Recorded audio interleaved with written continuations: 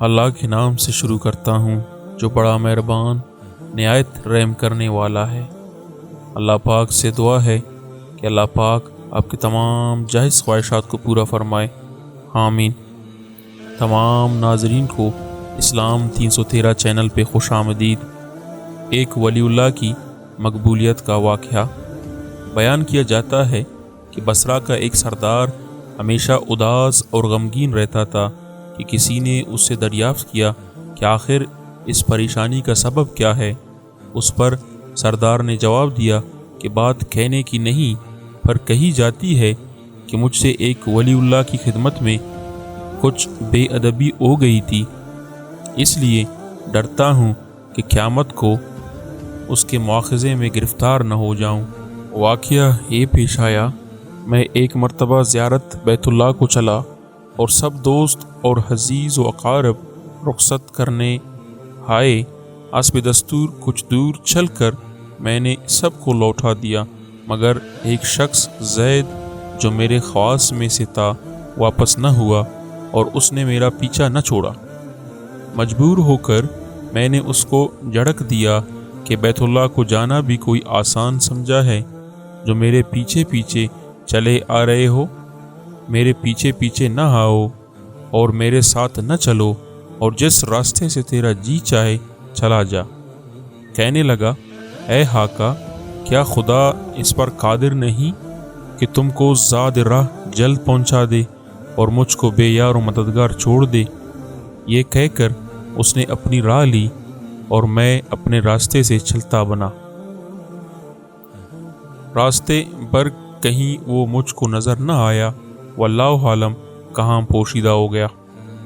جب خدا کے فضل سے مناسک حج سے فارغ ہو کر میں مدینہ طیبہ کو چلا تو کیا دیکھتا ہوں کہ زید آ گیا اور سلام کہہ کر میرے پاس بیٹھ گیا۔ میں نے حیرت سے پوچھا کہ حج کر آیا؟ کہا ہاں۔ پھر میں نے تنزن کہا، حج کی سند بھی ملی؟ تو کہنے لگا، کیسی سند؟ وہ کس کام آتی ہے؟ میں نے کہا، حج کرنے والے کو بیت اللہ میں غیب سے چٹھی آتی ہے جس میں لکھا ہوتا ہے فلاں بن فلاں حج کو آیا تھا اور اس کا حج قبول ہو گیا۔ پھر اس سند کے ذریعے قبر اور حشر کے عذاب سے نجات ہوتی ہے۔ یہ سن کر زید روتا چلاتا بیت اللہ کو واپس چلا گیا۔ جب میں حضور اقدس صلی اللہ علیہ وآلہ وسلم کی زیارت سے فارغ ہو کر لوٹا تو کیا دیکھتا ہوں کہ زید پھر آ گیا، اور پھر سلام کے بعد ایک چٹھی اس نے میرے سامنے رکھ دی جو ایک نہایت عمدہ ریشمی کپڑے میں لپٹی ہوئی تھی، جس میں زید کے بارے میں عذاب قبر اور حشر سے نجات کے لیے لکھا ہوا تھا۔ یہ دیکھ کر میرے ہوش اڑ گئے۔ پھر ذرا سکون ہونے پر میں نے معلوم کیا کہ زید بتا تو اس کی حقیقت کیا ہے، آخر یہ معاملہ تیرے ساتھ کیسے پیش آیا؟ تب اس نے بتایا کہ سنو بھائی، جب میں بیت اللہ پہنچا تو کعبہ حاجیوں سے بالکل خالی تھا۔ اس وقت میں نے گڑ گڑا کر زار و قطار رونا اور چلانا شروع کر دیا کہ ہے مالک دو جہاں، کیا غریب گنہگاروں کا حج بھی قابل قبول نہیں جو مجھ کو حج کی سند نہیں ملی؟ کیا غریبوں کا کعبہ اور صاحب لوگوں کا کعبہ اور ہے جو وہاں سے جا کر سند لاؤں؟ مجھ کو قسم ہے تیرے عزت و جلال کی، جب تک چٹھی نہ پاؤں گا کعبہ سے باہر نہ جاؤں گا اور روتے روتے یہیں مر جاؤں گا۔ اچانک غیب سے آواز آئی کہ ہے زید، نجات کی چٹھی لے اور جا اپنی راہ لے۔ پھر یہ چٹھی میرے ہاتھ میں آ گئی، اس کو لے کر میں چلا آیا۔ یہ سن کر میری حیرت کی انتہا نہ رہی کہ اللہ اکبر، اس شخص کا یہ اعلیٰ مرتبہ ہے جس سے میں آج تک واقف نہ تھا۔ پھر عزت و احترام کے ساتھ میں اسے اپنے ساتھ بصرہ لے آیا اور وہ چٹھی نہایت احترام و تعظیم کے ساتھ ایک صندوق میں بند کر دی۔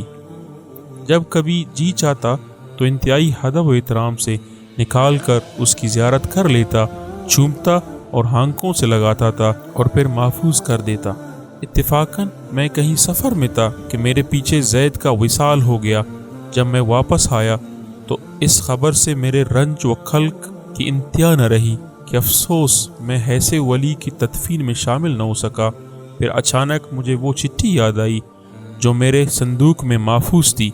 اب تو میں اور بھی بے تاب ہو گیا اور اپنے اوپر افسوس کرنے لگا کہ سفر کو جاتے وقت میں نے وہ چٹھی زید کو کیوں نہ دی۔ پھر اپنا مور شدہ صندوق منگا کر دیکھا تو اسی طرح بہمور بند تھا۔ جب میں نے صندوق کھولا تو اس میں چٹھی نہ پائی۔ اب تو میرے غم و عالم کا کچھ ٹھکانہ نہ رہا اور ایک اشر کا عالم برپا ہو گیا۔ زار و قطار رونے لگا اور روتے روتے سو گیا۔ کیا دیکھتا ہوں کہ طرح طرح کی سجی ہوئی جنت میں زید سر پر ایک تاج رکھے ہوئے ہیں، زرق برق لباس میں تخت جوہر پر جلوہ فروز ہے اور اس کے چاروں طرف حوروں کی جمگٹیں ہیں۔